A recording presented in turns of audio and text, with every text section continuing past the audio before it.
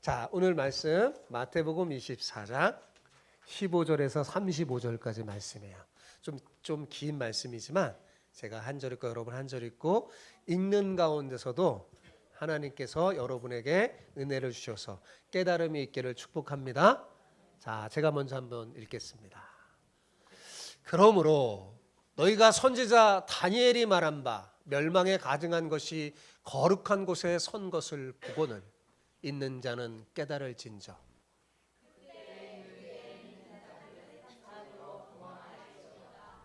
지붕 위에 있는 자는 집 안에 있는 물건을 가지러 내려가지 말며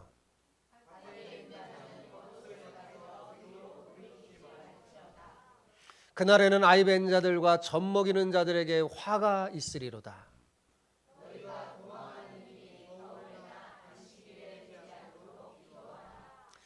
이는 그때 큰 환란이 있겠음이라. 창세로부터 지금까지 이런 환란이 없었고 후에도 없으리라.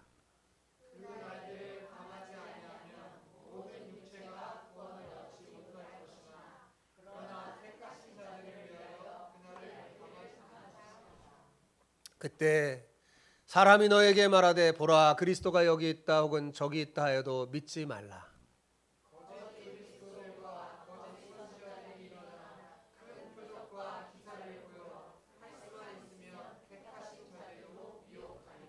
보라 내가 너희에게 미리 말하였노라.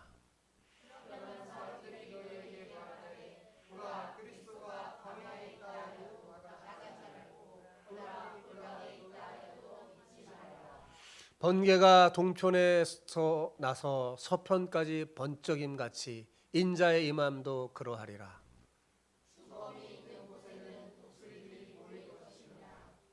그날 환란 후에 즉시 해가 어두워지며 달이 빛을 내지 아니하며 별들이 하늘에서 떨어지며 하늘의 권능들이 흔들리리라.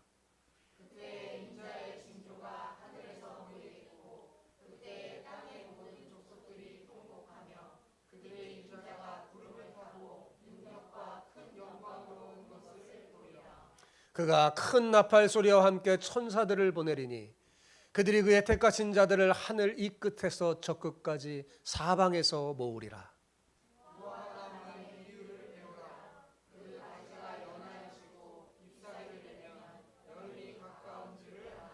이와 같이 너희도 이 모든 일을 보거든 인자가 가까이 곧 문 앞에 이른 줄 알라.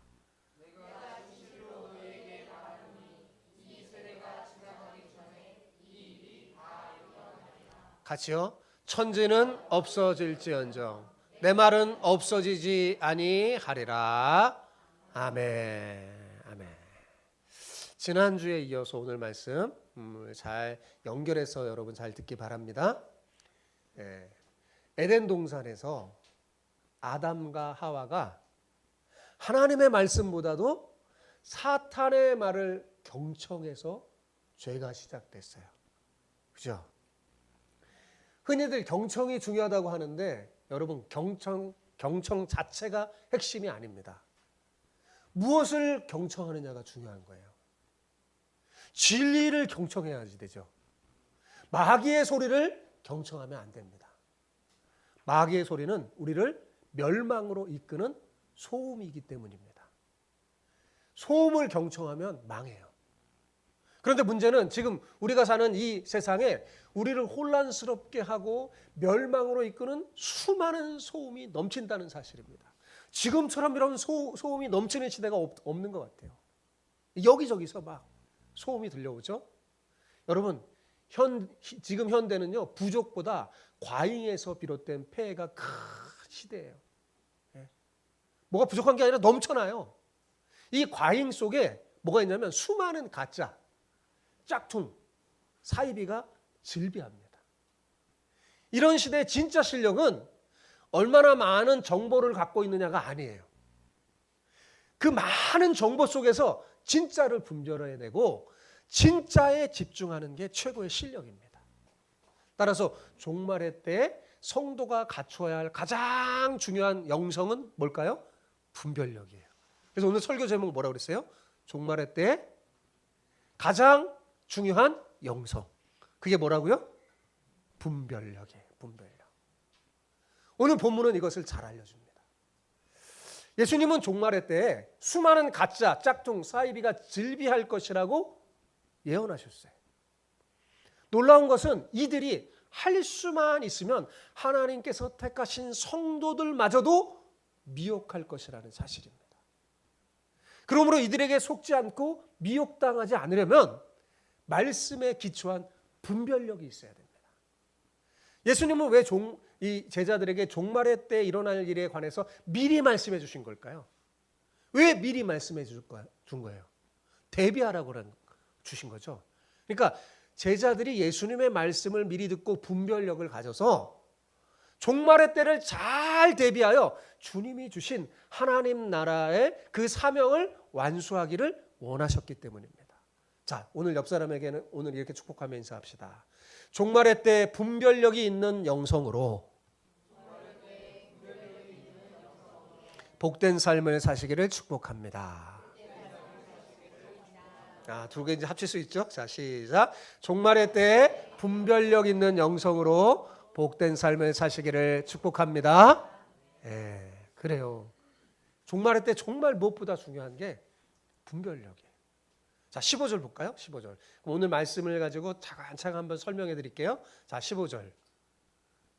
갑자기 다니엘서 그 밑에 보세요. 그 다음 보여주셔야 돼요. 그 다음 구절 보여주세요. 마태복음 15절 같이 시작.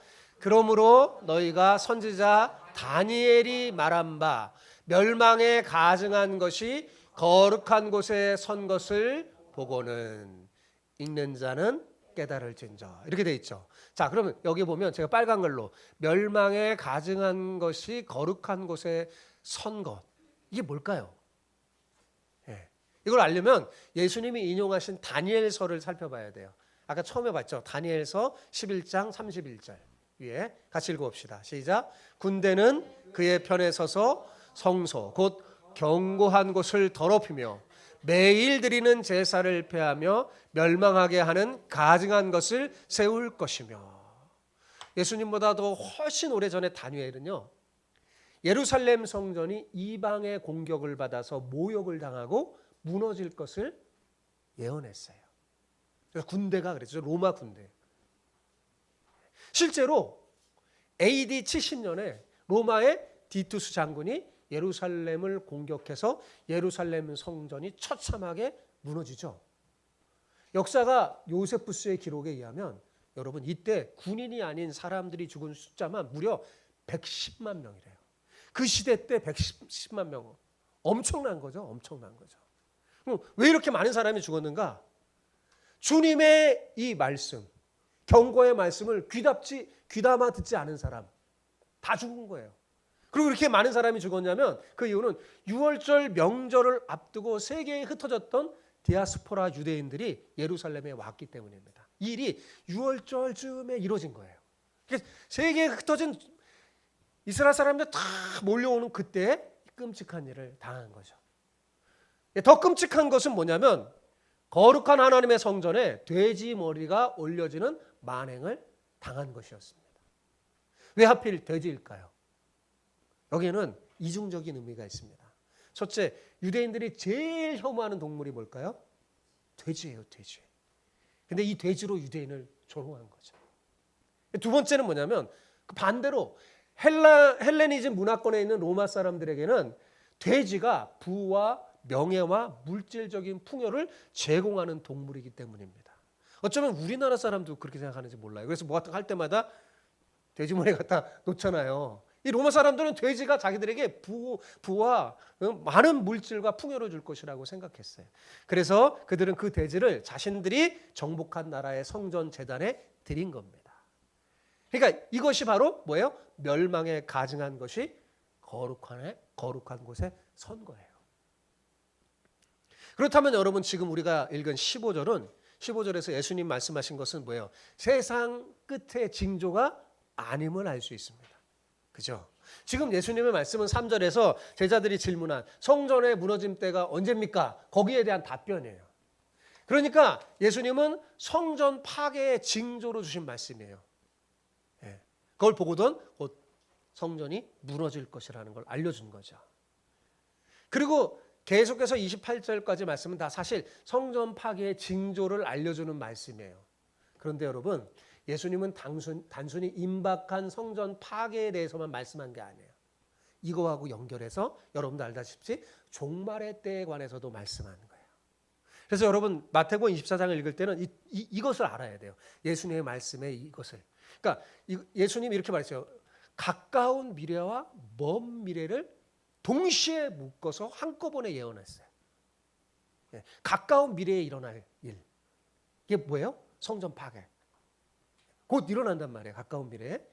그 미래와 먼 미래에 일어날 것을 한꺼번에 예언하는 것을 예언적 원근법이라고 하는데 묵시문학의 특징 가운데 하나예요. 예수님은 지금 예언적 원근법을 사용해서 AD 70년에 있을 예루살렘 성전의 종말과 인류의 마지막 종말을 동시에 예언한 거예요. 그러니까 이 마태복음 24장 읽을 때는 이걸 알아야 돼요. 이 두 가지 동시에 묶어서 예언하는 거예요. 그래서 15절 끝에 아까 가로로 뭐라고 적혀 있었어요? 15절에 읽는 자는 깨달을진지라고 그 표현이 삽입된 거예요. 여러분 성경을 읽을 때 가끔가다 이 가로가 있어요. 그 가로는 삽입된 거예요. 뭔가에 후대에 삽입된 거예요. 이 표현은 예수님이 직접 말씀하신 것이 아니에요. 왜 이 들어갔을까요? 누가 삽입한 걸까요? 마태가 삽입한 거예요. 그래서 가로는 넣는 거죠. 그렇다면 마태는 왜 이 표현을 삽입한 걸까요? 읽는 자는 깨달을진저 그랬어요. 왜 그랬을까요? 후에 이 복음서를 읽을 사람들을 위한 배려였어요. 이들이 예수님의 말씀을 오해하지 않고 잘 들어서 올바른 분별력을 가지고 종말의 때를 잘 대비하기 바라는 마음에서였습니다. 그렇습니다, 여러분. 우리가 성경을 읽을 때 가장 중요한 건 뭐예요? 깨닫는 거예요. 성경 읽는 자는 깨달을진저 깨달아야 돼요. 제대로. 여러분도 오늘 설교를 잘 듣고 깨달아서 올바른 분별력을 가지고 종말의 때를 잘 대비하시기 바랍니다. 예. 자, 예수님께서 15절 같은 징조가 보이거든 어떻게 해야 하는지 행동 지침을 알려줬어요. 그게 16절에서 18절까지 말씀이에요. 자, 같이 읽어볼까요? 16절에서 18절 시작. 그때 유대에 있는 자들은 산으로 도망할지어다. 지붕에 있는 자는 집 안에 있는 물건을 가지러 내려가지 말며 밭에 있는 자는 겉옷을 가지러 뒤로 돌이키지 말지어다. 자, 이 징조가 보일 때 예수님이 뭐라고 하면 일단 어떻게 해요? 산으로 도망가되 지체하지 않고 다급하게 빨리 가라고 했어요. 그죠? 이 재난의 긴박성을 알려주는 거예요. 이 예루살렘 성전의 종말이 멀지 않았다는 거예요. 굉장히 긴박하고 가까웠다는 것을 예수님 말씀하는 거예요. 지금 그때는 많은 사람이 죽는다는 겁니다. 요세푸스 110만 명이 죽었잖아요. 예. 그래서 지금 목숨이 왔다 갔다 하는데 아무리 소중한 물건이나 옷이 있어도 그것을 가지러 집에 갈 시간이 없다는 거죠. 그만큼 앞으로 닥칠 재난이 엄청나고 긴박하다는 거예요. 거기 있다가는 죽으니까 어디로 도망가라? 산으로 도망가고 돌이키지 말라고 예수님께서 말씀해 주셨어요. 여러분 요세푸스의 교회서에 보면 실제로 이 성전이 파괴될 때 이때 이 마태복음 24장의 이 말씀을 마음에 탁 새겼던 그리스도인들 어떻게 했을까요? 산으로 도망갔어요. 그래서 많이 살았다고 합니다. 근데 이 말씀을 그냥 귀담아 마음에 새기지 않고 들었던 사람은 어떻게 됐을까요? 다 죽었어요. 다 죽었어요. 역사상 있었던 일입니다. 끔찍했다고 합니다. 십체들이 밟혀 나가고 엄청난 생각해 보세요. 110만 명. 여러분 우리 이태원 참사했을 때 그때도 얼마나 그랬는데 비교가 안 될 만큼 110만 명이 죽은 그때를 상상해 보세요. 얼마나 아비규환일까요? 예, 엄청났죠. 근데 그때 어떤 사람은 살았다고요? 예수님의 말씀을 마음에 새긴 그리스도인은 정말 예수님 말씀대로 도망가 살았어요. 그들이 후에 천국 복음을 전하는 주인공들이 된 거죠. 마찬가지로 마지막 종말의 때에 이 예수님의 말씀을 마음에 새긴 성도들은 구원을 받을 겁니다. 이 성전이 파괴되는 그날이 얼마나 괴로운지 19절에 이렇게 말씀하셨어요. 자, 그날에는 아이 벤 자들과 젖먹이는 자들에게 화가 있으리로다.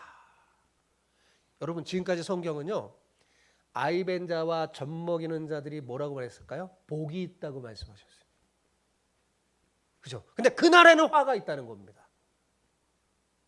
왜요? 도망가기 가장 어려운 사람들이니까요. 그러니까 여기에 화는 앞에서 예수님께서 서기관들과 바리새인들에게 선포한 그 저주의 화가 아니에요. 그런 화가 있을 거라는 말이 아니에요. 생각해 보세요. 갑작스럽게 전쟁이 터지고 재난이 왔을 때 대비하기 가장 어려운 사람들이 누구겠습니까? 태중의 생명을 가진 임산부들, 그리고 지금 막 태어난 갓난에게 젖 먹이는 사람들 아니겠어요? 그 엄마들이잖아요. 우리 6.25 전쟁 때도 마찬가지잖아요. 예. 이들의 딱함과 공고함이 어떻겠느냐라는 뜻이에요. 절대로 아이를 낳지 말라는 말 아닙니다. 오해하면 안 돼.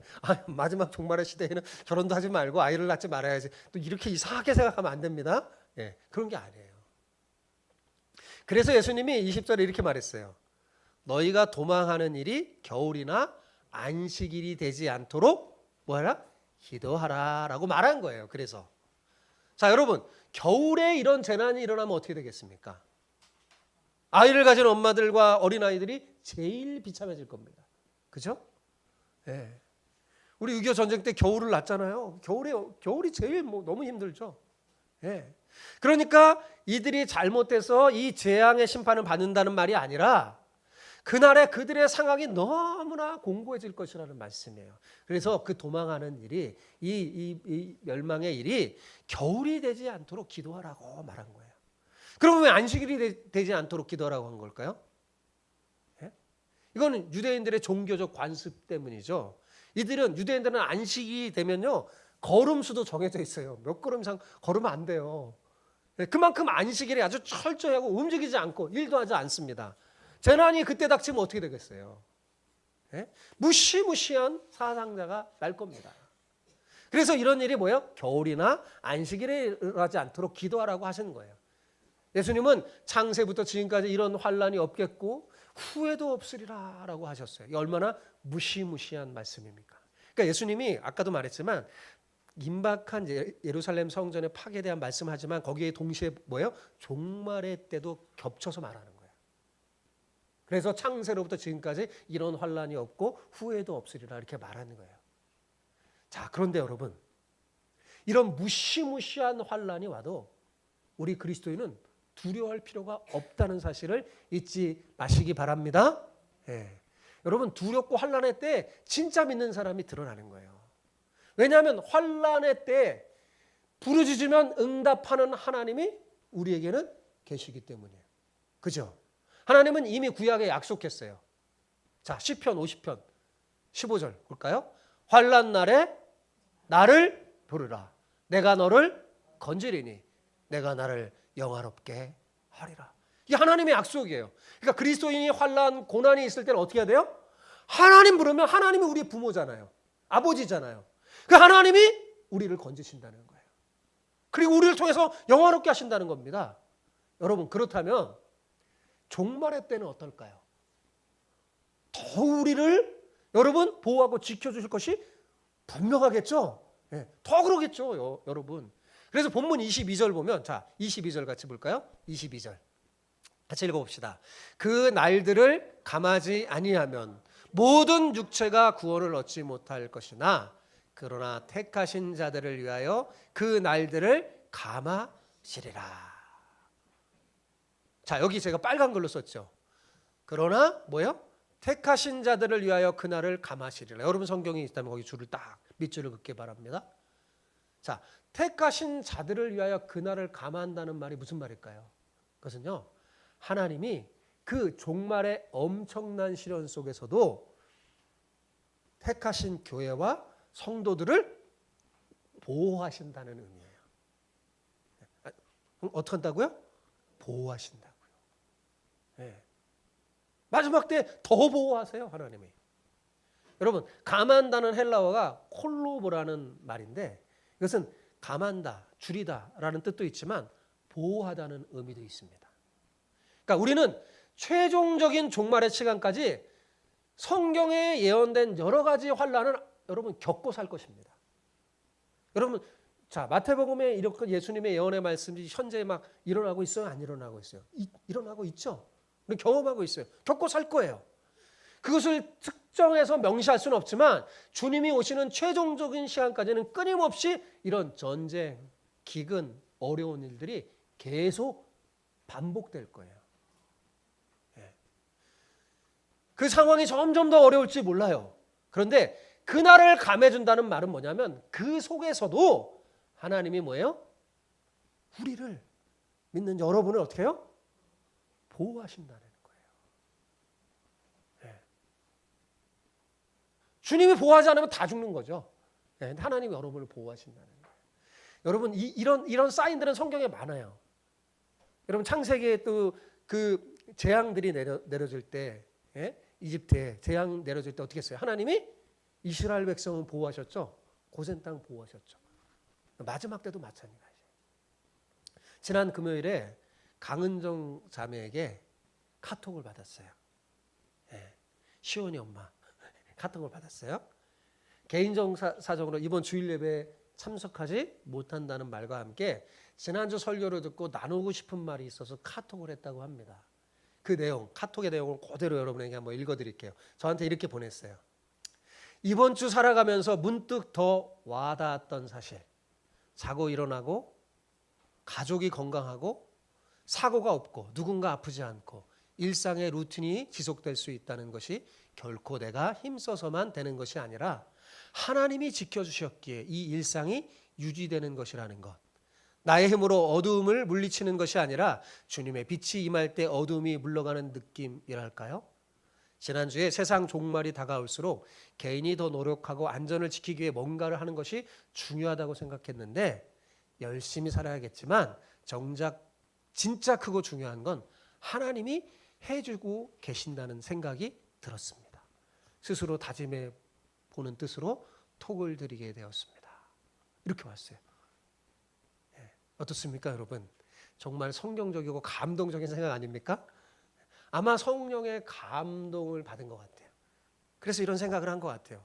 그렇습니다, 여러분. 종말의 때에 분별력을 가지고 우리가 열심히 살아야겠지만 정말 진짜 크고 중요한 것은 누가 해주세요?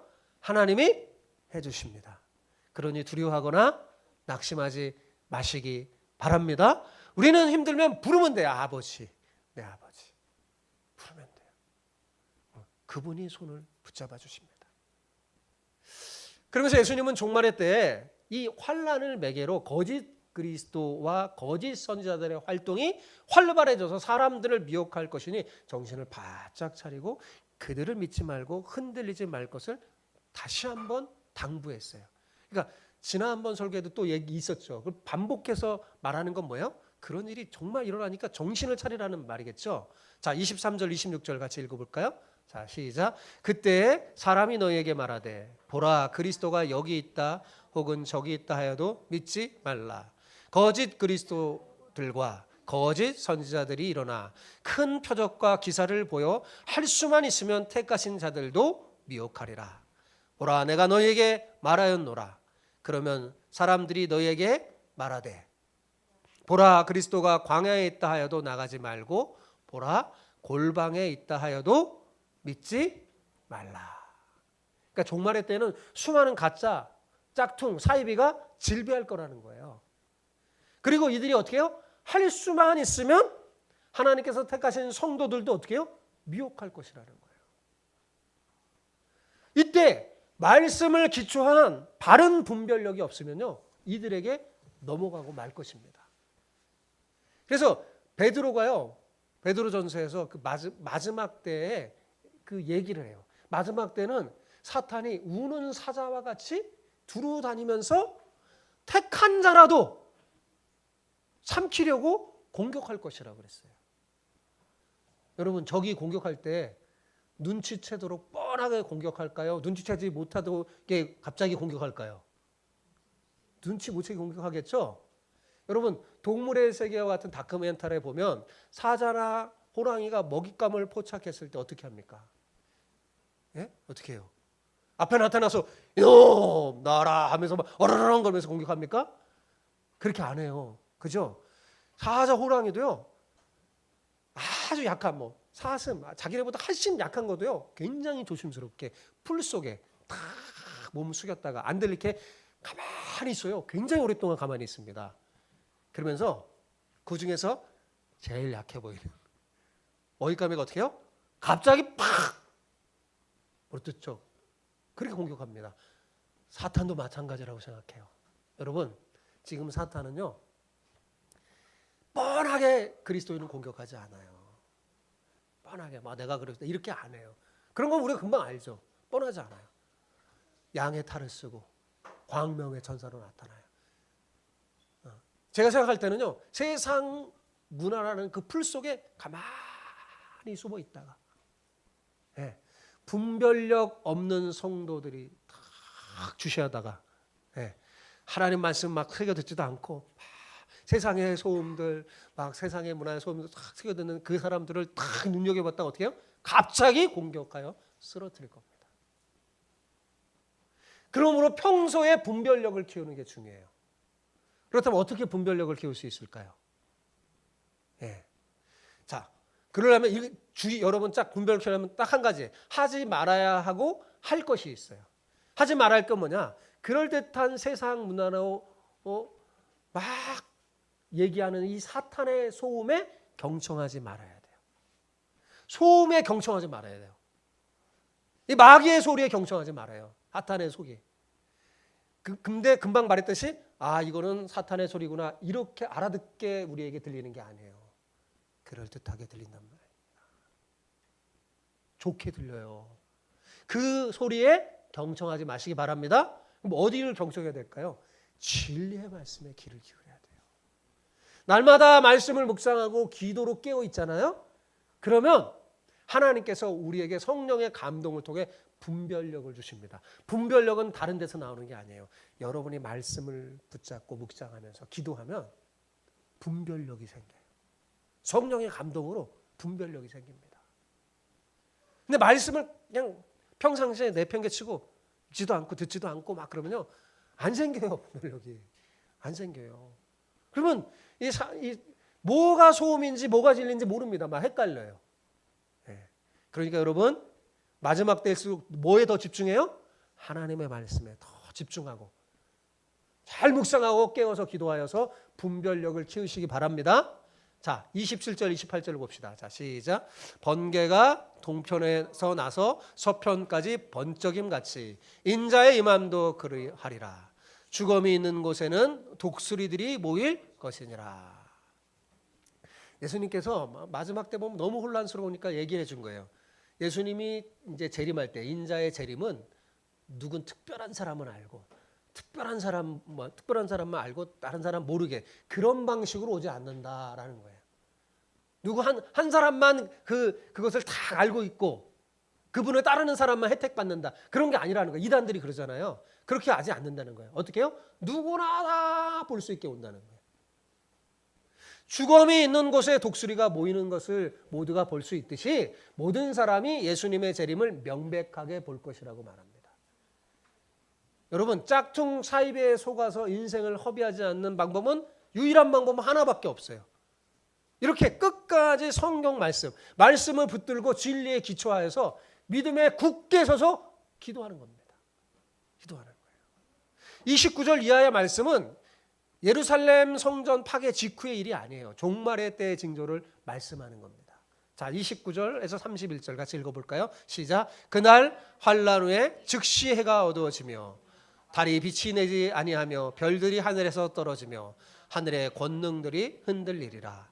그때 계속 인자의 징조가 하늘에서 보이겠고 그때 땅의 모든 족속들이 통곡하며 그들이 인자가 구름을 타고 능력과 큰 영광으로 오는 것을 보리라. 그가 큰 나팔 소리와 함께 천사들을 보리니 그들이 그의 택하신 자들을 하늘 이 끝에서 저 끝까지 사방으로 모으리라. 그러니까 심판이 임하면 이 심판은 마지막 심판을 말하는 거예요. 마지막 심판은 뭐냐면 땅의 모든 족속이 어떻게 한다고요? 후회하고 통곡할 것이라고 그랬어요. 그때 예수님이 어떻게 해요? 큰 나팔을 불어서 하나님이 지금까지 보호하시고 지켜주신 그의 택하신 자들을 다 모으셔서 하나님의 나라를 완성하실 겁니다. 그때 여러분도 큰 나팔 소리가 들릴 거예요. 왜? 여러분도 하나님의 택하신 자들이잖아요. 다 모으실 거예요. 세상 이 끝에서 저 끝까지 다 모으셔서 하나님의 나라를 완성하실 겁니다. 자, 32절 33절도 봅시다. 시작. 무화과 나무의 비유를 배우라. 그 가지가 연하여지고 잎사귀를 내면 여름이 가까운 줄을 아나니 이와 같이 너희도 이 모든 일을 보거든 인자가 가까이 곧 문 앞에 이른 줄 알라. 이 팔레스타인 지방에서 흔히 볼 수 있는 이 무화과 나무는 늦은 봄이 돼서야 잎사귀를 냅니다. 따라서 팔레스타인 내에 사는 사람들은 누구든지 무화과가 잎사귀를 딱 내면 보면 뭐예요? 여름이 가까웠구나라는 걸 감지하게 되는 거예요. 네, 다 아는 거죠. 이와 마찬가지로 예수님이 무슨 얘기하려고 하는 거냐면 여러분 성전 파괴가 이루어진 것을 보거든. 지금 이제 예수님 말씀할 때는 성전 파괴가 아직 안 일어났었잖아요. 몇십 년 후에 일어난 거잖아요. 지금 여기 말씀 듣는 사람들 중에서 이제 성전 진짜 예루살렘 성전이 파괴된다고는 이스라엘 사람들 생각 안 하거든요. 정말 그 날이 오거든. 어떻게 해요? 세상 종말이 가까이 왔음을 알라고 하신 거예요. 그것처럼 마지막 때도 올 거다. 가까웠다라고 주님 말씀해 주시는 거예요. 그러면서 예수님은 이 세대가 지나가기 전에 이 일이 다 일어날 것이라고 말씀하셨어요. 그러니까 이것은 이중적인 의미죠. 여기 이 세대는 바로 1세기에 살아간 예수님 당시 사람들이 곧 예루살렘 멸망과 성전 파괴를 겪게 될 것이라는 거예요. 다 보게 될 거다. 이처럼 세상 종말도 반드시 올 것이라는 강조의 말씀입니다. 그래서 이를 재차 강조하고 분명하게 하고자 예수님께서 35절에 이렇게 말씀하시죠. 천지는 없어질지언정 내 말은 없어지지 아니하리라. 이렇게 될 것이라는 거죠. 자, 말씀을 정리합시다. 여러분, 우리는 지금 시시각각 요동치는 종말에 대해 살고 있습니다. 모든 정황과 상황이 지금이 마지막 때이구나라는 것을 보여주고 있어요. 그 속에서 다가오는 여러 가지 불행들과 흔들린 인생을 우리는 보게 되죠. 여러분, 역사를 보면 세상이 어둡고 삶이 힘들 때 그것을 이용하는 가짜와 사이비 이단들의 이 악한 세력들이 항상 존재해 왔어요. 이렇게 불안하고 힘든 종말의 때 우리는 이 요동치는 세상 속에서 어떻게 우리 마음의 평안을 빼앗기지 않고 제대로 하나님의 백성답게 살 수 있을까요? 네. 계속 제가 말했죠. 끝까지 뭘 붙들어요?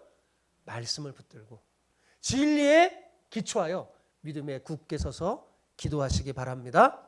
그러면 하나님이 주신 분별력으로 서로 사랑하며 주님이 주신 하나님 나라의 사명을 완수할 수 있어요. 똑같은 권면을 베드로도 했어요. 만물의 마지막이 가까웠으니 너희가 정신을 차리고 깨어 기도하라. 네. 여러분, 예수님은 예루살렘 멸망이라는 이 가시적인 사건을 통해서 그분을 거부하는 자들이, 예수님을 거부하는 자들이 받을 심판을 미리 보여주셨어요. 왜 이렇게 하신 걸까요? 그것은 우리에게 회개할 기회를 주는 거예요. 한 사람이라도 구원하기 위해서 특별히 분별력을 주어서 뭘 줘요? 분별력을 주어서 피할 길을 알려줘 담대히 하나님의 나라를 위해 살게 하기 위함입니다. 우리는 예루살렘에 멸망한 이 실제 역사를 통해서 세상 종말도 반드시 온다는 사실을 분명히 알고 살아야 합니다. 이미 멸망이 선고된 이 세상에서 영혼을 보장받는 하나님의 자녀답게 여러분 죽어가는 영혼을 불쌍히 여기며 구하면서 살아야 돼요. 아직도 이 세상 끝에는 시대를 넘어 하나님의 택한 백성들이 있습니다. 그들이 다 돌아와야 합니다. 주님이 다시 오실 때까지 우리 모두 정말 땅끝까지 이르러 주님의 증인이 되었으면 좋겠습니다. 여러분, 예수님이 이 땅에 오시고 십자가에 죽으심으로 사실 종말은 시작된 거예요. 그러나 아직 끝이 않았죠. 종말의 끝이 않았어요. 그런데 왜 이렇게 2000년 시간 길었는가? 제가 얘기했잖아요. 하나님은 기다리고 기다리시는 거예요. 기다리고 기다려. 예. 하나님 정말 이 세상을 멸하고 싶지가 않으신 거죠. 근데 멸할 수밖에 없어요. 그러나 한 영혼이라도 더 구하기 위해서 기다리고 기다리십니다. 다시 말하지만 여러 정황상 우리는 종말이 매우 가까운 시대에 살고 있습니다. 자, 지난주 말씀 기억나나요? 지난주에 이 종말의 때 어떻게 살아야 하는지 그 지침 말씀드렸죠. 그거 기억나나요? 첫 번째 지침이 뭘까요? 예, 기억나나요? 주의하라였잖아요. 예, 주의하라. 두 번째 지침은 그렇죠. 두려워하지 말라는 거였어요. 그런데 어떻게 해야지 이 주의하고 두려워하지 않게 된다고 했나요? 제가 말씀의 기초를 단단히 붙잡고 믿음 위에 굳게 서야 한다고 했죠. 예. 그러면 세 번째 지침은 끝까지 견디는 자가 되는 것은 저절로 되는 겁니다. 자, 여기에 오늘 제가 한 가지 더 말씀드린 거예요. 그게 뭐예요? 분별력 있는 신앙으로 사는 거예요. 여러분, 그럼 어떻게 분별력 있는 신앙으로 우리가 살 수 있을까요? 똑같아요, 이것도. 말씀의 기초를 단단히 붙잡고 믿음에 굳게 서 있어야 합니다. 그리고 베드로 권면처럼 정신을 차리고 깨어 기도해야 돼요. 그러면 종말의 때에 하나님 나라를 확장하는 복의 통로로 아름답게 살 수 있게 될 겁니다. 사랑하는 성도 여러분, 그냥 넘어가야 할 세상의 말들과 사탄의 소리를 마음에 새기지 말고 그걸 새기잖아요. 이 사탄의 이 소리를 마음에 새기고 정작 마음 깊이 경청해야 할 진리의 말씀을 무시해버리면 어떻게 될까요? 인생은 정말 황무지가 될 겁니다. 진리의 말씀을 무시하고 사탄이 주는 소음에 절대로 집중하면 안 됩니다. 네, 인생을 헛되게 살 뿐이에요. 부디 여러분 모두는 종말의 때에 이 사탄의 소리를 딱 닫아버리고 이 세상의 말들과 사탄의 소리 마음에서 다 던져버리고 진리의 말씀을 꼭 붙잡고 분별력 있는 그 영성으로 주님이 주신 하나님 나라의 사명을 안수하는 여러분 모두가 되시길 축복합니다.